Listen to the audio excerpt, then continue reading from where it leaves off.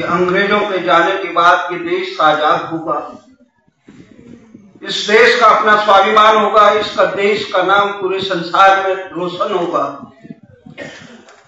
पर मुझे शर्म आती है आज 68 साल बाद भी, अंग्रेजों के जाने के बाद भी जितनी भी सरकारें आई, वो इस देश में अंग्रेजों के बाद अंग्रेजी का गुलामी की जंजीरें इस देश की सम्मान को रोंदने के लिए डालते रहे। आखिर कौन है वो जिन्होंने देश की अस्मिता को, देश के सम्मान को, देश के मानवाधिकारों को रौंदा? ये दल चाहे कोई भी हो, भारत की जनता को यह अधिकार है कि कौन प्रतिनिधित्व करे। जिस जनप्रतिनिधि को हम भेजते हैं, 68 साल में ये देश का नाम नहीं दे पाए, भाषा नहीं दे पाए, तो ये किस देश की स्वतंत्रता की बात करते हैं? कौन है इनके मुखौटे? सर्वोच्च न्यायालय में बैठे हुए जो लोग देश को जनता की भाषा में न्याय नहीं दे सकते, तो किसका प्रतिनिधित्व करते हैं? ये सब उसी का प्रतिनिधित्व करते हैं, अधिनायक का। उस चौथ पंचम की संतानों का अधिनायक प्रतिनिधित्व करते हैं, उनकी जय जय करते हैं, जिनके सम्मान के लिए कोरोनेशन पार्क यहां बुराड़ी में मनाया जा रहा है। हमारी अस्मिता को लुटाने का काम किया जा रहा है, और यहां पर से आधा फलांग दूर सामने आज 10वां हिंदी सम्मेलन मनाया जा रहा है।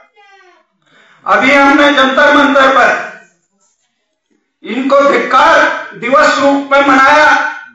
जिस 68 साल में जिस समय अंग्रेज गए थे, गांधी जी ने कह दिया था कि दुनिया को कह दो कि गांधी अंग्रेजी नहीं जानता।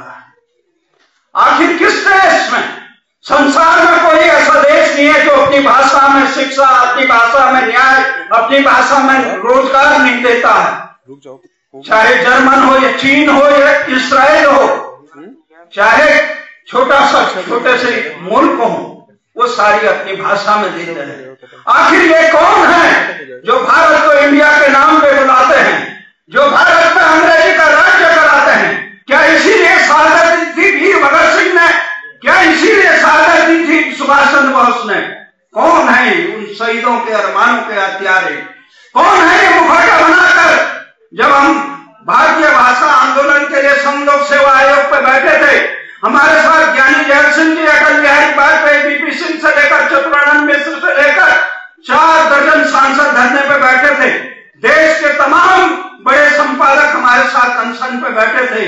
संकल्प था सबका, पर लेकिन जैसे ही हस्तिनापुर में बैठते हैं, संग India rising now shining now, और इस देश के सारे जितने भी उद्घोषक हैं वो इंडिया की बात करते हैं। कौन से इंडिया की?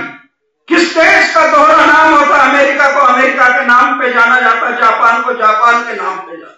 कौन है ये भारत की अस्मिता को मिटाने वाले? जब तक इन गद्दारों को नहीं पहचानोगे, इन पर देशद्रोह के मुकदमे नहीं होंगे, जब तक इनको भारत छोड़ो अंग्रेजों भारत छोड़ो की जगह अंग्रेजी दलालों भारत छोड़ो के नारे नहीं होंगे, तब तक ये सम्मेलन सफल नहीं हो सकता है। मैं नमन करता हूं भाई हमारे राठौर जी को, जिन्होंने भारतीय भाषा आंदोलन के पुरोधा राजकरण जी के सम्मान पे ये तमाम सम्मान देने का काम किया, जिन्होंने उस आवाज को उठाने का काम किया।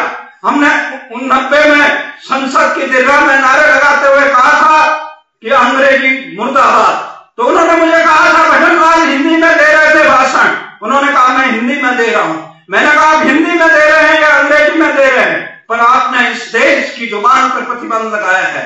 125 करोड़ लोगों के स्वाभिमान पर उनको बंधुआ मजदूर बना रखा है, उनको गुलाम बना रखा है। वो कौन है? ये जॉर्ज पंचम की स्तुति कब तक गाई जाएगी? तो इसीलिए हमने आशा की थी कि वाजपेयी जी ने भारत को धोखा दिया, उन्होंने अपने बच्चों को धोखा दिया। हमने आशा थी कि नरेंद्र मोदी जी आएंगे और भारत के स्वाभिमान को बढ़ाएंगे, पर लेकिन नरेंद्र मोदी भी इंडिया का राग गा रहे हैं। हमें बहुत दुख होता है। ये मेरी बात नहीं है, देश के स्वाभिमान की बात है। अगर वो भारत की बात करते, कौन है वो देश के नाम को रोंदने का काम कर रहे हैं? एक पल भी जिन्होंने संसद में बैठकर इस देश के संविधान के द्वारा संसद में बैठने के बाद देश में अंग्रेजी गुलामी की, भारत की संस्कृति को रोंदने की, भारत के नाम को रोंदने का काम किया, तो वो कभी देशभक्त नहीं हो सकता है। इनकी आत्मा और शहीदों की आत्मा इनको धिक्कारेगी। और इसी उद्देश्य को लेकर ये भाषा की लड़ाई नहीं है, हमारी अस्मिता की लड़ाई है। ये उन शहीदों के सम्मान की लड़ाई है जिन्होंने अपनी शहादत दी आजादी के लिए। तो इसी के लिए संघ लोक सेवा आयोग का जो हमारा 12-14 साल का जो धरना रहा, जिसमें स्वयं अटल बिहारी वाजपेयी, ज्ञानी जैल सिंह से लेकर राजनाथ सिंह सहित तमाम नेता आते थे और उन्होंने संकल्प लिया 1968 में लोहिया जी के नेतृत्व में जो भाषा आंदोलन चला था, उसके बाद 91 पुष्पेंद्र चौहान ने जो संसद की दीर्घा से कूद मारी थी, उसके बाद भारतीय संसद ने संकल्प लिया था कि भारत में भारतीय भाषाओं का राज होगा। पर लेकिन वो राज करना था दूर, गुजरात में प्राथमिक शिक्षाएं अंग्रेजी में दी जा रही है आज से, दिल्ली में एनसीटी में प्राथमिक शिक्षाएं अंग्रेजी में दी जा रही हैं। ये कुकर्मत्तों की तरह रक्तबीज जो भारत की अस्मिता को रोकने का काम कर रहे हैं। हम भाषा के विरोध में ये अंग्रेजी सीखे या कुछ सीखे, लेकिन भारत में भारतीय भाषा में राज होना चाहिए, भारत में भारत के सम्मान मिलना चाहिए। ये न हो कि आने वाले समय में भारत को कहा जाए आज क्यों नहीं है, आज हमारे में इतना सम्मान क्यों नहीं है।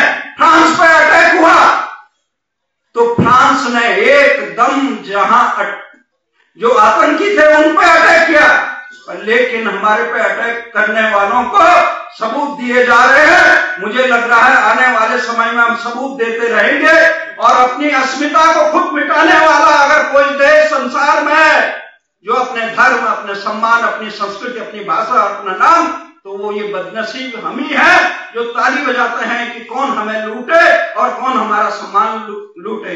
जय हिंद, जय भारत।